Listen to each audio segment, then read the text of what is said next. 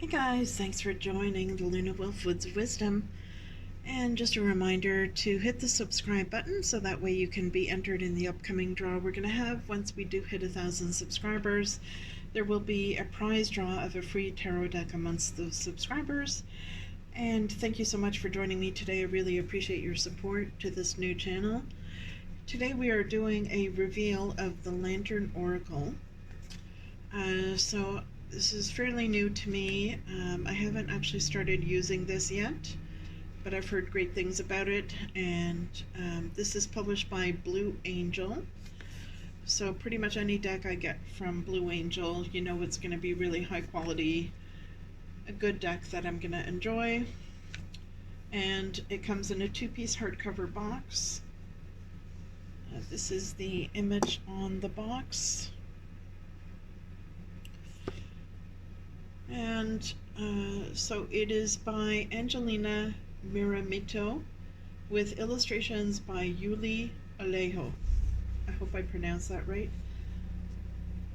So it's got 44 cards and a 144-page guidebook.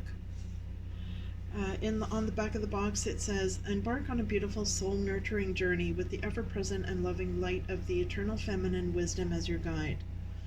Ask a question and connect with the maidens, mothers, guardians, and crones of this profound and powerful deck for clarity, growth, assistance, and healing. Use this deck to draw lessons, solutions, and insight from the shadows and be empowered to walk in truth and shine your light in the world." The 44 cards feature key phrases for immediate answers, and the guidebook offers further meaning so you can integrate a deeper understanding of the messages. With guidance for every stage and phase of life, the Lantern Oracle is a go-to deck for tapping into the supportive, caring, honest, and timeless divine sisterhood. So it definitely has a feminine slant to this deck. So this is the guidebook. It has the same image as was on the cover.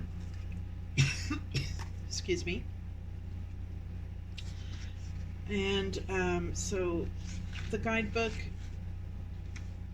has a small black and white image of each card, which takes up about a third of the page. All of the cards are numbered to make it easy to find. There is the title of the card, a sentence to describe it basically, and then it goes into a more in-depth meaning of the card. And at the bottom there's a message from either the maiden, mother, crone, or guardian, depending on what the card represents. So I really like that aspect to this. And at the start of the book there are some spreads. So there's a lantern spread and a luminosity spread, and I like the fact that the spreads are based on the theme of the deck. And at the back of the book there's some information about the author and the artist. Sorry, I need to get some water, I think. So the author lives in Melbourne, and she has a PhD on the therapeutic value of creative writing. And there's a website for her at writingforwellbeing.com.au. She's based in Australia. The artist is a Spanish illustrator, concept artist, and digital painter. And she studied at a school of art. And there's also a website for her as well, www.yulialejo.com. Alright, so let's get into the cards themselves. So they are matte, and it's a large deck, as with most Blue Angel decks. I would say typical size. This is the backing. So it's got a very thin black border with a burgundy color, and there's kind of a flower design in the center, which is surrounded by fainter images of the same design. Gets fainter and fainter and eventually fades out into the burgundy. So it's very nice backing. And I think the choice of the flower design for the backing does fit the feminine theme of the deck. So the front of the cards have the same very thin black border. And there's a title here, so it's very easy to read the title, which is good. The artwork on this deck is amazing. I don't think you would be disappointed, so it's well worth the money. And we'll do a quick flip through here of the cards. So here we have Spirit Self,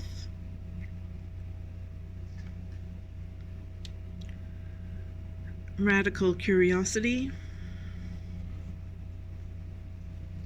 So about the thickness of the cards, so these are a thick deck, which I like.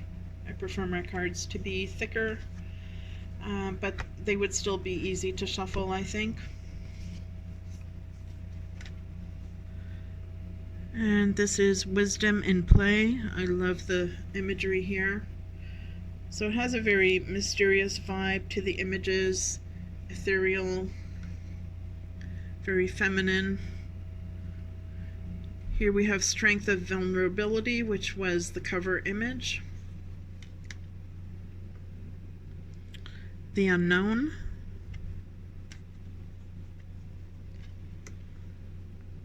Trusting Tricksters. So I like the fact that animals are in some of these cards. Distorted Perceptions. Weeping Wound. So as we can see here, this is a deck for shadow work, so the themes of these cards are darker for you know, exploring your wounds and healing them. Here we have Responding, Not Reacting. Assistance with Access. Metamorphosis. Creative Power. False Beliefs. So I haven't actually started working with this deck yet, but it looks like it would be very effective for uncovering any wounds and for healing them. Here we have Wishful Expectations. Distorted Desire. Melting Mask.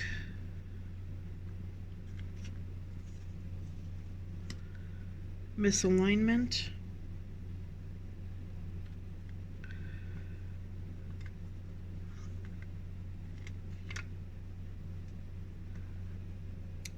Radical Honesty.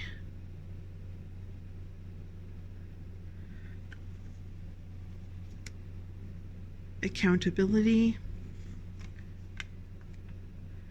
Enough. Okay, so it looks like there is some diversity in the deck, not a whole lot, but at least there's some. Key to Intimacy.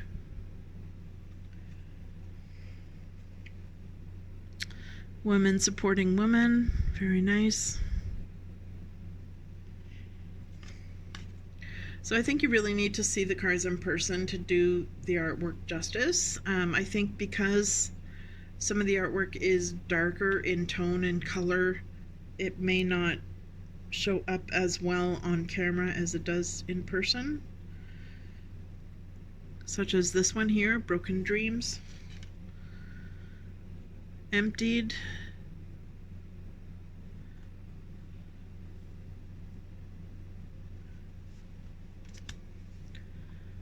Emotional Energy.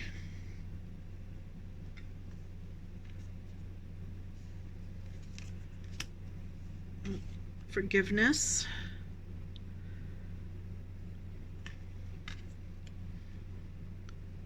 Renewal. So yeah, more diversity. Moving Forward. So the cards do have some action in them, which is good, makes it easier to read. Radical Self-Acceptance. Voice. So they're very powerful images, I find. Intention.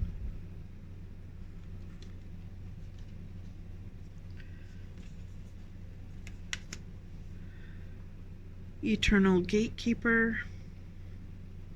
So I find this deck makes a lot of use of light beams, it seems, in some of the cards that are coming through. So even though the tone of the cards is darker, I think it's trying to pull you into the light because there's light beams in many of these cards. Sharing. Circles.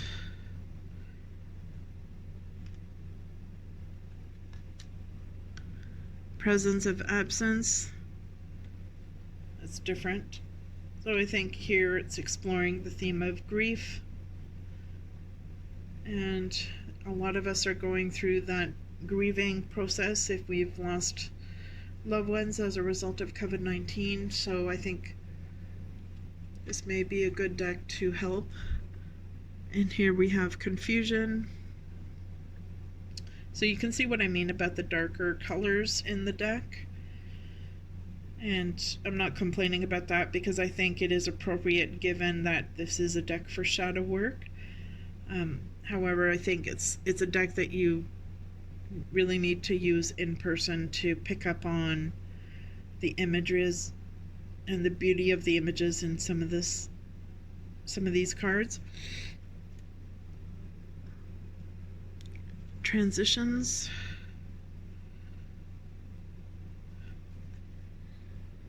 Repair. So I like the fact that there's diversity in terms of the age of the people being depicted in the cards. Here we have an elderly couple.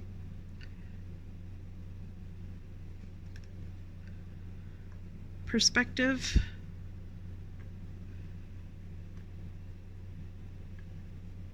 So I'm curious if any of you have this deck, how you're finding it. Is it something that you find effective for healing, uncovering wounds and shadow work? Let me know in your comments. Radical self-love. So yeah, I think it's important in decks that have feminine energy to have the diversity of the ages. So as this deck mentioned in the guidebook, there's messages from maidens, mothers, and crones. So here we have a crone energy, which I think is important. Home.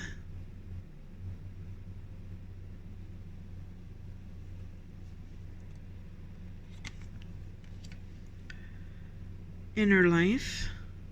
There's another crone. So beautiful cards, as you can see. And here we have the final card, which is probably the most beautiful one I've seen so far. This is Lantern. So in keeping with the title, the Lantern Oracle. Gorgeous card. So let me know, what do you think of this deck? Are you interested in buying it? And for those of you who have it, how do you find working with it?